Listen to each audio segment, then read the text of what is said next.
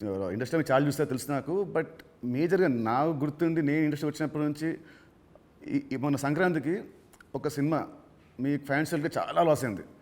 Next cinema immediate 3 days గ్యాప్లో అది మళ్ళీ అది వెళ్ళిపోయింది. ఈ మధ్యలో ఈ 3 రోజుల్లో మీ థాట్ ఏంటి? నెక్స్ట్ సినిమా కూడా అది కూడా పోతే అప్పుడు పరిస్థితి ఏంటి? మీ మైండ్లో రన్ అయిన మీ ఫీలింగ్ ఏంటి?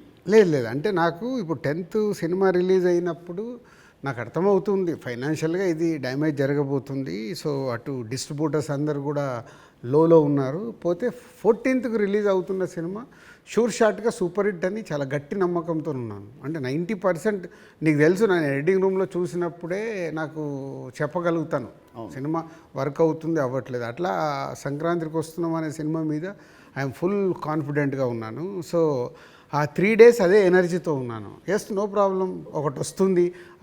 ఇది ఎంత డ్యామేజ్ అవుతుంది, అది ఎంత రికవర్ చేస్తారో నంబర్స్ తెలియదు. బట్ అది మ్యాజిక్ అనేది ఇట్స్ ఎ మిరాకిల్. బట్ ఆ పీరియడ్లో యూఆర్ కాన్ఫిడెంట్ మళ్ళీ ఇది అయిపోయింది మళ్ళీ నేను అంటే ఒక సినిమా రిలీజ్ ముందు నాకు మేబీ నా 6th సెన్స్ కావచ్చు, చూస్తున్న కంటెంట్ వల్ల కావచ్చు, చెప్పగలుగుతాను 90% మిస్ అవ్వను.